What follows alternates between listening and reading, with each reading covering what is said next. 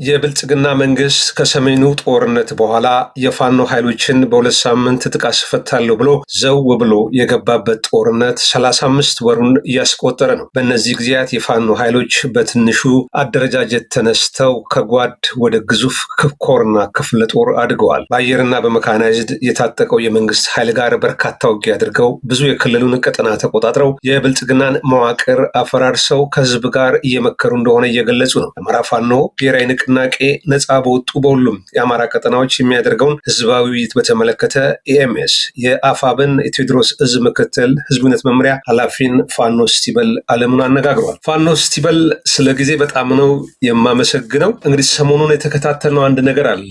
በተደራጀ የፖለቲካ ስራ የአማራ ህዝብ ብሔራዊ ንቃት ይዳብራል፣ ህልውናውም ይረጋገጣል በሚል ነጻ በወጡ ሁሉም የአማራ ቀጠናዎች ቦታዎች ላይ ከህዝብ ጋር ውይይት እያደረጋችሁ እንደሆነ የቪዲዮም የፎቶም ማስረጃ ደርሶናል እና ያንን በተመለከተ እንደው ዓላማና ግቡን መግለጽ ከተቻለ። ከዛ በፊት ምናልባት ሰሞኑን ተካሄዱ የአውደ ውጊያ መረጃዎች ካሉ ብዙ ቀጠናዎችን ትላንትና ድል እንዳገኛችሁ ተሰምተዋል፣ በወሎም በጎጃምም እና ያንን የአውደ ውጊያ መረጃ በተወሰነ መልኩ አካፍልንና ወደ ዋናው እናልፋለን። አመሰግናለሁ ወንድማገኝ።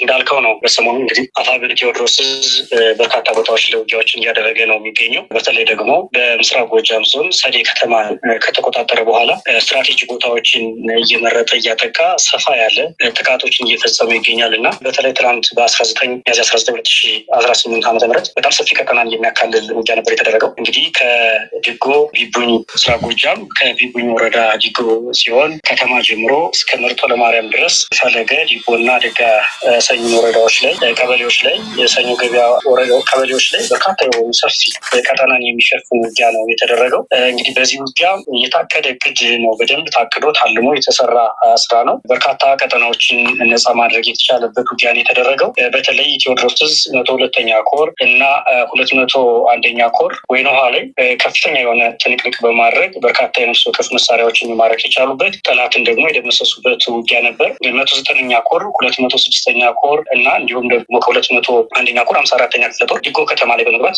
በጣም በርካታ የሆነ የጠላትን ኃይል በማርገፍ ሰብአዊና ቁሳዊ ኪሳራ ማድረስ የተቻለበት ውጊያ ነው የተደረገው። ለየት የሚያደርገው ውጊያ ደግሞ የተደረገው ቴዎድሮስ 74ኛ ክፍለ ጦር እና የሚኒሊክ ዕዝ ምዕራብ ምስራቅ አማራ ቀጠና ማለት ነው 105ኛ ኮር 45ኛ መብረቅ ክፍለ ጦር እና 29ኛ ኢንጂነር ደሳለኝ ክፍለ ጦር በጋራ ነጻ ማድረግ ተችሏል። ሰኞ ገበያ የምትባል ከተማ ነጻ መቆጣጠር የተቻለበት ውጊያ ነው የተደረገው። እንግዲህ በዚህ ውጊያ በተለይ የቡድን መሳሪያዎች ዲሽቃዎችን እና ብሬኖችን ጭምር መማረክ የቻለበት ውጊያ ነው ያደረገው። ከዚህ በዘለለ ደግሞ በተለይ ውጊያው ቀጠናውን አስፍቶ ፈለገ ላይ 74ኛ ክፍለ ጦር ተመሳሳይ ጠላትን በመቀጥቀጥ በማድረግ የነፍስ ወከፍ መሳሪያዎችን ቅስሙን እንዲሰብር ያደረገበት ስር ነው። በዚህ ውጊያ በተለይ ከነፍስ ወከፍ መሳሪያዎች ቡድን ነው በተለይ ጠላትን በተቀናጀ መልኩ እና ቦታዎችን መቆጣጠር ማስለቀቅ የቻለበት ከተማ ነው ያለው። በተለይ መርጦ ለማርያም ላይ ሙሉ በሙሉ ቀጠናውን ንጹህ በማድረግ ከተማ ላይ ብቻ እየተዋጋ ያለበት ሁኔታ ነው ያለው አሁንም።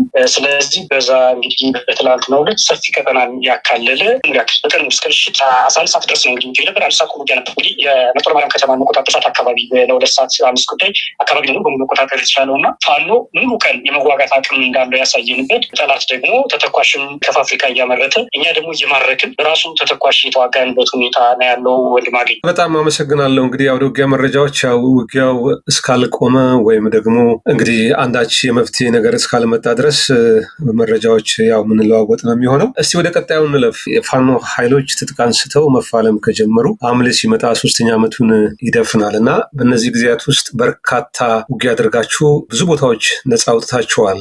በእነዚህ ነጻ በወጡት ቦታ ላይ ደግሞ ከህዝብ ጋር ውይይት እያደረጋችሁ እንደሆነ እየገለጻችሁ ነው። ሰሞኑን በሁሉም የአማራ ቀጠናዎች በተደራጀ የፖለቲካ ስራ የአማራ ህዝብ ብሔራዊ ንቃት ይዳብራል፣ ህልውናውም ይረጋገጣል በሚል እየተከናወነ ያለ አንድ ነገር አለና ምንድን ነው ይሄ ነገር? ዓላማና ግቡን ማብራራት ከተቻለ በአማራ ክልል አሁን ባለው ተጨባጭ ሁኔታ መሬት ላይ የፋኖ ኃይሎች የሚቆጣጠሩትን በመቶኛ ማስቀመጥስ ይቻላል? ልክ ነው ወንድማገኝ። እንግዲህ የአፋብን በአጠቃላይ እንደ ፖሊስ ቢሮ በአጠቃላይ ህዝባዊ ንቅናቄ መድረኮችን ማድረግ አስፈላጊ ሆኖ እንድትገኙ ውሳኔ አሳርፎ በሁሉም ቀጠናዎች ላይ ህዝባዊ መድረኮች እንዲዘጋጁ መምሪያዎችን አወርዷል። እንግዲህ ይህም መምሪያ ሲወርድ የራሱ የሆነ ዓላማና ግብ አለው። እንግዲህ በባለፈው ገለጽኩልህ በአማራ ክልል ውስጥ ከ90% በላይ የሚሆነው የአማራ ክልል ህዝብ የሚተዳደረው በፋኖ ነው። በፋኖ ጊዜ መንግስት ነው የሚተዳደረው። በተለይ ደግሞ አሁን አፋብን ከተመሰረተ ትልቅ የሆነ የመዋቅር ለውጦች ህዝባችንን ደግሞ ታች ድረስ በምን መልኩ መደራጀት አለበት የሚለውን በስትራቴጂ መልኩ አጥንተን የደረስንበት ስለሆነ ትልቅ የፖለቲካ ስራዎችን እየሰራ እንገኛለን። እንግዲህ በአፋብን በአማራ ፋኖ ብሔራዊ ንቅናቄ የፖለቲካ መምሪያ እየተዘጋጀ ይህ መድረክ በርካታ አጀንዳዎችን ይዞ እየተዘጋጀ ነው። አንደኛ ሙሉ ቀጠናዎች እንግዲህ ከ90% በላይ የሚሆነው ቀጠና በፋኖ ቁጥጥር ስር ከመሆኑ አኳያ ተከታታይ የህዝብ ማንቃትና የማደራጀት ስራዎች መሰራት እንዳለባቸው ይህንን መድረክ ለማዘጋጀት የተገደድንበት ሁኔታ አለ። ሁለተኛው ወጥ የሆነ ዓላማ እንደ አማራ ለህዝባችን መድረስ መቻል አለበት።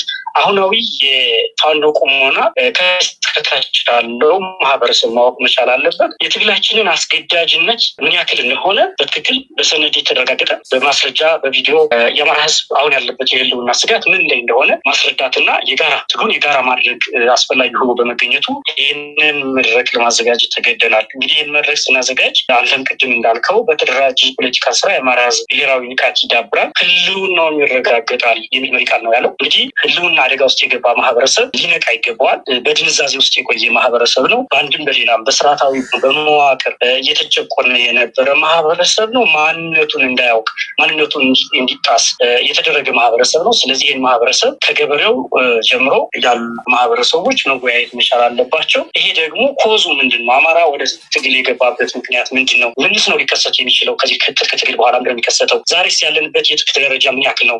ዓለም አቀፋዊ ግንኙነታችን ምን ላይ ይገኛል? ዓለም የኛን ትግል እንዴት እየተመለከተው ነው የሚለውን አጠቃላይ የጋራ ግንዛቤ ለመፍጠር ህዝቡ ውስጥ ከታች ወደ ላይ ምንድን ነው አስተዳደራዊ በደሎች አሉ ወይ በፋኖ የሚሆን አጠቃላይ ነጻ ከመውጣት አኳያ ተያይዞ ደግሞ ጠላት ምንድን ነው በህዝቡ ላይ ሲሰራ የነበረ የደረሱ በደሎች ምንድን ናቸው?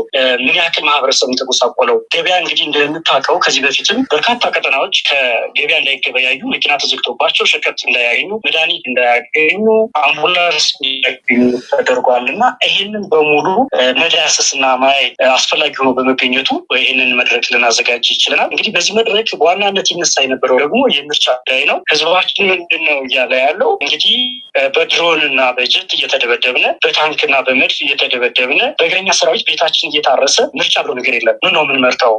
ስጋት ውስጥ ያለው በህይወት የመኖር መብታችን ሳይረጋገጥ ምርጫ የሚሉት ጨዋታ ነው። እኛ ምርጫችን ፋኖ ነው። ከፋኖ ጎን ሆነን ታግለን ነፃ መውጣት መቻል አለን። ከነፃነት በኋላ ነው ምርጫችንን የምንፈልገው። በህይወት መኖራችንን ካረጋገጥን በኋላ የምንፈልገውን እንመርጣለን እንጂ በአፈሙዝ እየታጀብን በአፈሙዝ እየተንገራገርን ካርድ አናወጣም። ያወጣነውን ካርድም ደግሞ ልንመርጥበት አንችልም። ነፃነት የለንም። አሁን እየተደረገ ያለው በተለይ ጠላት በተቆጣጠራቸው አካባቢዎች ላይ በአፈሙዝ እየተንገራገሩ ህፃናት ሳይቀሩ ሽማግሌዎች ሳይቀሩ ትምህርት ቤት ሳይቀር። ስለዚህ ይሄ ነፃነታችን የተጋፋ ነው። የግድ ግዳያችንን እንድንመርጥ ያስገደዱን ነውና በጋራ ሆነን ይህንን ጠላት ቅድሚያ ልናስወግድ ይገባል የሚል አቋም ከማህበረሰባችንም እየተገለጸ ያለበት ሁኔታ ነው ያለው። በሚገርም ሁኔታ እንግዲህ በቪዲዮዎችም እንዳያቸው በፎቶዎችም እንዳያቸው በተለይ እንግዲህ እኔ እንዳለሁበት ቀጠና ባህር ዳር ራሱ ከተማው ዙሪያ ላይ ጣናን መሰረት ያደረገ ስብሰባዎች አድርገናል። ደብረ ማርቆስ ዙሪያ ላይ ስብሰባዎች አድርገናል። ሞጣ ዙሪያ ላይ በርካታ ቦታዎች ላይ እንዲሁ በእንደው በቃል ለመጥቀስ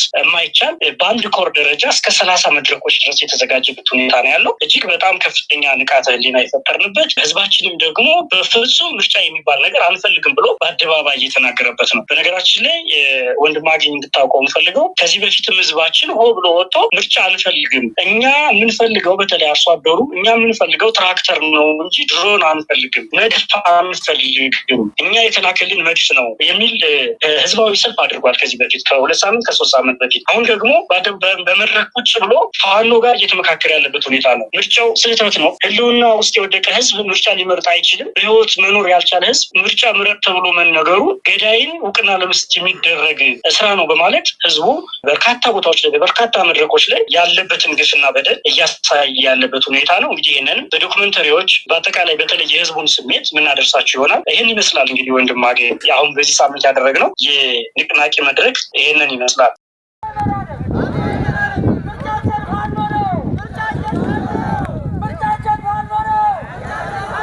ያኛው ማይክ የት አለ?